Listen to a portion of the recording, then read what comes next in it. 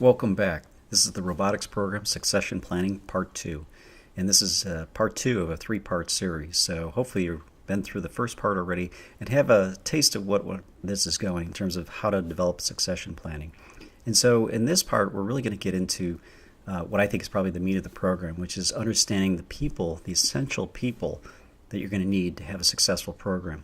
And in terms of understanding what it's going to take to identify and then keep people like this in your program to make sure it's sustainable. So we're going to do this, though. In order to understand this piece of it, you have to understand where it fits in terms of the model of your program. And so this is a model that I've put together. I've written about it in my book, The Robotics Program. And I call it the 7 pillars model. And really what it says is that there are 7 elements that are, I think, fundamental to every successful program. In fact, actually, what we did is we did a study a while back, and what we were looking at is we wanted to know which programs were successful, robotics programs that is, which programs were successful and which weren't so as successful. And we defined success as having a markedly better outcomes in terms of decreased complications and decreased costs. And when we started comparing programs, began to recognize that some programs had certain elements that seemed to be present in every successful program, whereas other programs lacked those elements. And as you can see, these are the elements. And it just refers to these 7 pillars as the 7 elements, and you're looking at a list of them right there. And so the first one is purpose, and the second is engagement, then communication, infrastructure, accountability, leadership, performance improvement. And the reason is what we found was that the programs that had this had a markedly lower complication rate and a markedly lower overall cost structure compared to the programs that didn't have it. So these were markers of success, and so we started realizing that the reason why they were successful is because they had these elements built within them in their program. And so that's why I chose this as a model to use in writing the book, and also I use it for all of the programs that you'll see on my website. But I wanted to give you just sort of a background, just so that you understood that I'm coming from a specific model, and within that model, succession planning has a role in that model. And you can see it's highlighted here, which is infrastructure. And infrastructure is, basically your foundation. That's how you're going to be effective, and that's how you're going to be sustainable. And so succession planning is a part of this model fitting exactly within infrastructure. So what exactly is infrastructure? Well, I've alluded to it, which is it's the foundation which any program will be built. It refers to all the people, process, technology, cultural elements that are required for a successful program. And I think when you begin to see what I mean by the people part of it, you'll understand exactly who are the ones that are going to really make your program work or not work. And so that's also highlighted here. So people is a part of the infrastructure. Infrastructure is a part of the model. And the model is what's going to determine the success of your program. But don't make any mistakes about it. You have to have the people, and the people are a big part of success. And so not having the right people and the people with the right skills can create problems for your programs, or having interruptions in the people who are present in your program are going to create problems for you as well, because they're ultimately affecting your infrastructure and therefore affecting the foundation on which your program is built. So what I want to do is we're going to talk about the people. In Part 2, we're going to focus on the leadership positions, and in Part 3, we'll look at other positions within the program. And so the first part of this is really going to focus on what I think are the key leaders within the robotics program.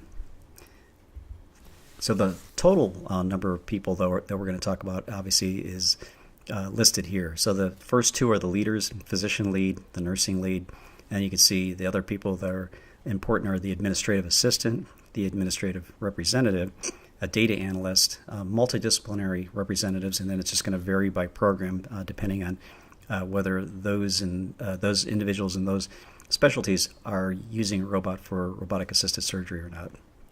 And so this part is going to focus on the physician lead and the nursing lead, and then we'll go into the rest of it in Part 3. And so I'd like to start with the physician lead. I think this is the part that is going to be the one thing that you really need to know who and why and how you're going to be able to sustain that role. And so as we're going through this, here's a tip for you. Develop a checklist of the roles, responsibilities, and skill sets. And you can, as you're going through the PowerPoint presentation, I'll have all of these listed out in each of the PowerPoints.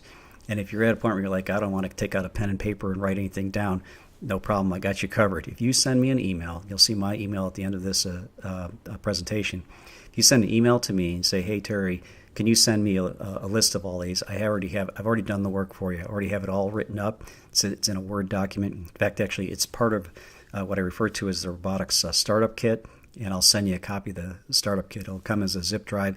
It's at no cost to you, and I think you'll not only enjoy having this particular checklist available to you, but the other documents that are in that startup kit, because I think those are also very helpful for starting up a program. And so think of this as a checklist, because it's literally what it is. It's what I built the checklist off of, by the way. So physician lead. This is your medical director. This is that program leader. This is that person who's the face and the voice of your program. And I think they're also a referee, because there are going to be stumbles or going to be conflicts along the way. And you want to have a physician lead in this program who can be that go-to person.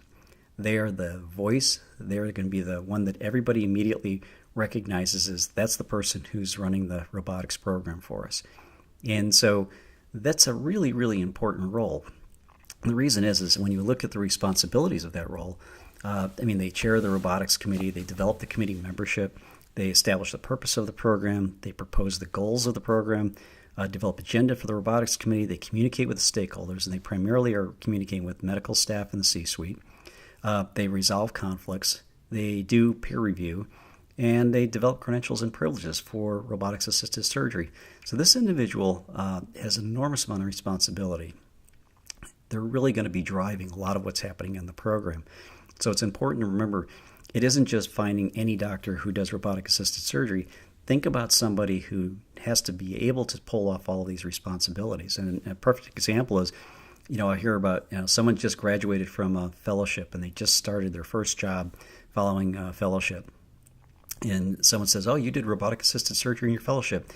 You should be our program director or our lead or physician lead for our program. And think about this list of responsibilities and ask yourself, will that person who's never worked in your facility before, who's never had a role on a chairing a committee, who's never had to actually develop a program, are they really going to be able to do all of those things? And sometimes you have to find somebody who maybe they didn't do that fellowship in robotic assisted surgery, but they have all of that the key things that you're looking for in a leader, and that may be that person who has to do it. Even if it's for an interim. The nice thing about it is if you want that person who doesn't have a lot of experience, you can groom them for that role. But I think the first time out, you probably ought to find somebody who can handle all of this stuff, and particularly handle it within your hospital's culture. Skill sets, I think it has to be a surgeon with robotic-assisted surgery privileges. When I was, I provided the lead position on our oversight committee for our system. And it was a different role because it was a system role, and it was really sort of coordinating the efforts of a lot of the facilities. But at the facility level, I think you have to have somebody who already has robotic-assisted surgery privileges. They have to have that credibility. Other surgeons have to have the ability to go to them and say, hey, we're having this problem, and know that that other person understands where they're coming from. And so I just think that that's the thing you definitely want to make sure that they have their skill set. I think they need to have some experience with meeting management and conflict resolution. If they've never managed a meeting before, managing meetings is not something that every physician intuitively understands. There really is no training for it in medical school. There's generally no training for it in residencies either. And so getting in and managing meetings is a new endeavor for them. If you have someone who's been through it before and knows what it's like, even more power to you. I think that conflict resolution is going to be key. Conflicts are inevitably going to happen in the development and growth of a robotics program, actually in any program, but particularly in robotics. There's going to be some conflict, and you have to have somebody who has the skill set to be able to go in and resolve conflicts and do it in a way that they don't burn any bridges. I also think because they're the face of the program and the voice of the program, they need to have some public speaking skills. You really don't want to have someone who's a shrinking violet and is never coming out of their office or out of the OR. They're going to have to get out in front of people, even if it's just in front of the medical staff, to talk about what's going on with the robotics program. But there's going to be other opportunities. They may need to go out and speak to the community. The media may stop by and say, hey, we'd like to talk to somebody who can talk about robotic-assisted surgery. And so you want to have somebody who's reasonably comfortable talking in front of groups of people and also in front of cameras as well. it's going to be an important part of it. I think it's essential they have a program and system mindedness. And what I mean by that is most physicians have a unique specialty. And so this tends to be multidisciplinary. Robotics has a lot of disciplines involved in it. And so this can't be somebody who comes in with a sort of single-minded, my specialty, and that's it. They have to be able to see the perspective of the other specialties, and they have to be able to manage that, because there's going to be times when they have to put the leader hat on first and then the specialty hat on second. And that leader hat is going to have to be able to see things from their viewpoint. And so it's really important that they have that as a baseline.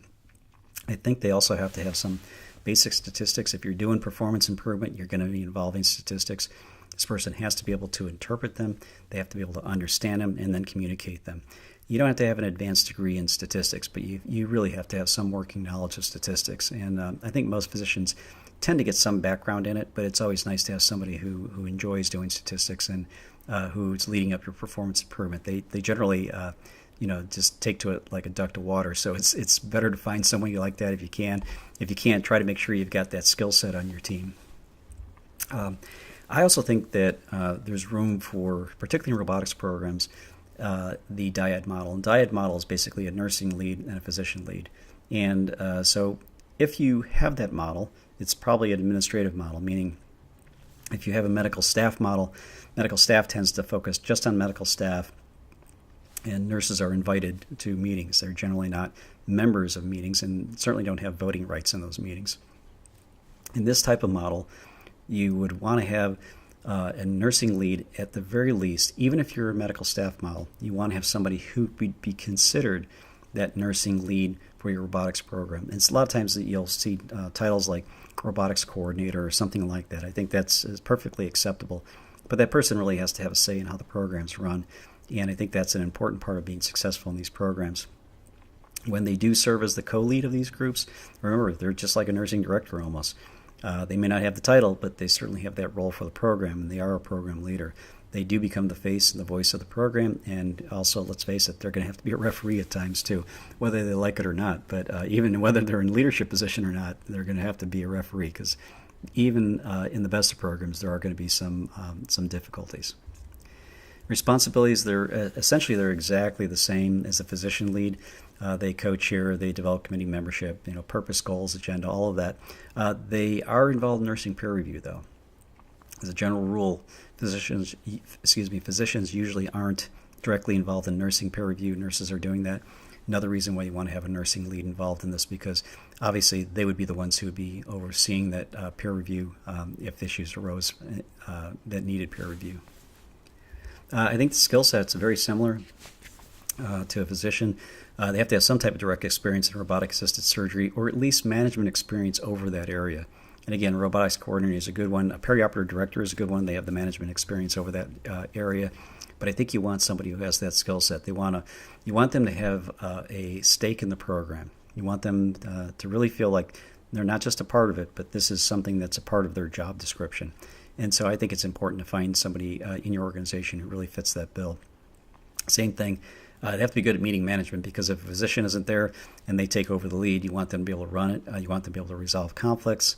Same thing, they have to have some public speaking skills, because they are going to be speaking in front of groups. And I think a lot of people who get in these roles already tend to have some of this in terms of their background. I think they also have to have their program system mindedness. They have to be able to take off the nursing hat at times and put on the leader hat.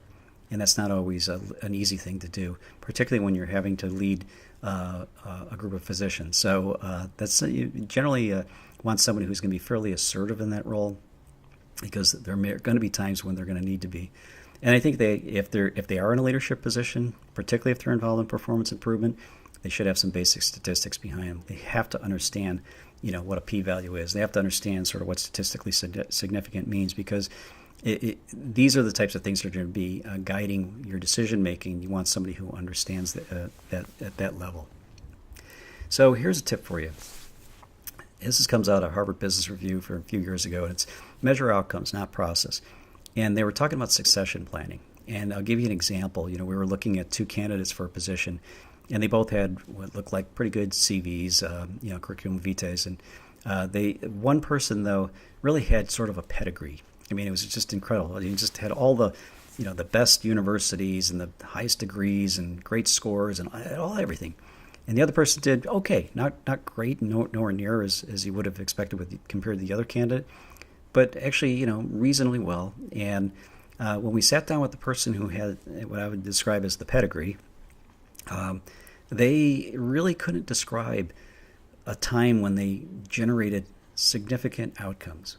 Meaning, the classic question is tell me about a time when you were confronted with X and you had to do Y, and what was the outcome, and tell us how you managed it. He just really struggled with it.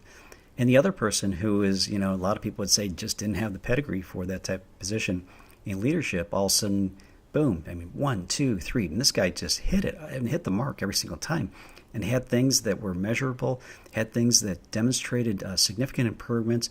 And not only that, but these were things that we could check on. And so it was really kind of nice to be able to look at both candidates and be able to realize one of them was really a person who was focused on the outcomes. The other person was focused on the process and spent all the time talking about all of his degrees and none of the time talking about outcomes. The other guy talked about the outcomes that he had recently accomplished. Guess who gets the job, right? The guy who can demonstrate the outcomes. Yeah, I'm always going to go for that. To me, that's the driver of deciding who should be in these positions. When you're doing succession planning, look around your organization and see who's making a difference. If somebody's just coming in and punching the clock, that's process. You're showing up on time, you're doing your job, you met your job description. But if you got somebody who's out there just knocking it out of the park every day they show up, that's who you want to keep your eye on. Those are the people who are the movers and shakers. They're the ones who are going to make your program better than it currently is. And that's what you want. So again, here's any questions. Feel free to contact me at my email. And like I said, if you send me an email and say, hey, Terry, send me a startup kit, or if you just say, send me the checklist for the succession planning, it's included in the startup kit. I'll send it to you. It comes in a zip drive. You just open it up and all the documents are there. I think there's 11 documents. There's a read first document that you should just read through to understand how to use each of those documents. But I think once you see it, you'll really appreciate it. Not only that, but I hope you'll use it because that's what's going to create sustainability in your program. So what we're going to do is we're going to move on to the part 3, and that's the final part. And we're going to go in a little bit more about this roles, responsibilities, and skill sets about the other members of your team that probably should be, not probably, but should be part of your program. And so have a great day, and we'll see you in just a little bit.